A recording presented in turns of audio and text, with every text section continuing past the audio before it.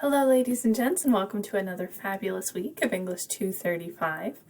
I just want to check in with you as I do every week, take a look at the calendar, show you some resources we have, and hopefully answer maybe some of the frequently asked questions we run into to save you time and effort so you can make the most of your available time as you juggle family or work or other studies and try and be successful in this class. So let's take a look at our calendar. We are in we are in week 5 already. That's crazy. Does it feel like it's week 5? We're just trucking through. So this week we are going to be working on APA format, which is very exciting.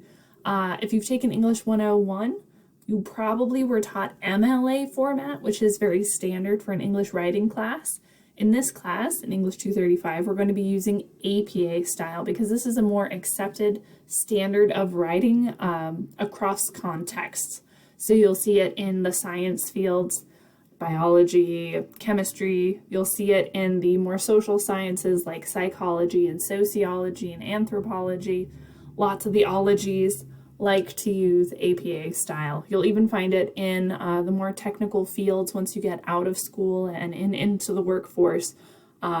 Probably the majority of the publications you'll run into are going to be an APA style. So I want to make sure that we've got a good grounding in this style just to complement your skill set as you head out into the workforce.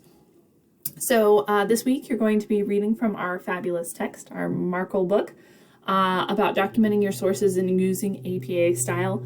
Markle's got a great repository of APA format information. One of the reasons why I really like this textbook is that you don't also have to buy an APA style guide. This is kind of combined. So it saves you having to buy 2 books, which is great. You also will want to read some chapters for writing instructions. We're going to be working on an SOP, which is a standard operating procedure starting next week. And working on some technical descriptions. All of that ties into writing definitions, writing instructions, all the work we've done. So everything is building. So to prepare you a little bit for what's coming, you'll want to read some of that this week. And then you're going to work on the assignment documenting sources in APA style. That, of course, is going to be due on Sunday. So let's take a look at that assignment real quick for you here. We have a downloadable PDF, an article called Leadership and the Fear Factor, which has some really interesting stuff, ideas about the workplace, about what kind of leaders are effective leaders, whether it's good to lead through fear or lead through respect. It references a lot of really famous philosophers and discussions on leadership, and so it's a really great article, pulls on a lot of good sources to give us a well-rounded idea of what effective management might look like. So I've got your citation here for you. You're welcome. Save you a lot of time. And then you're going to be working through these different parts of the worksheet using this as your reference. So you're going to download the Word doc version of the assignment. This is just kind of a glance of what it looks like, though. The first section is going to be recognizing plagiarism. You're going to look at an original excerpt. This is what's coming out of the article. And then a student was asked to talk about those ideas and cite them correctly in APA style. I want you to look and see what errors happened here. Tell me what the errors are, and then correct the errors. So in this particular example, just want to kind of demo for you what this might look like so that you can do it correctly on your own sheet. So the original excerpt says, managing performance through a divide and conquer strategy will set at odds the very people who must coordinate with each other. Here's the source material so that you know how to cite it. The student who we're examining says, according to Jody Hoffer-Gattel, 2004, managing performance through a divide and conquer strategy will set at odds the very people who must coordinate with each other. Now, they did include some APA formatted citations. However, because the student took the words exactly word for word from the source material, this all should be in quotation marks. So the error was missing quotation marks. The students used the exact words from the original. Wow, it's hard to text or type and talk at the same time, from the original text, and did not accurately format them as a quote. So you're going to go ahead and tell me what the error is. Explain the error.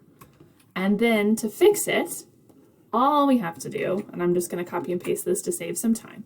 According to Jody Hoffer-Gattel, I'm just going to go in and put quotation marks there. Managing performance through a divide and conquer strategy will set at odds the very people who must coordinate with each other. I'm going to go ahead and put the quotation mark here, and I'm going to move our year from up here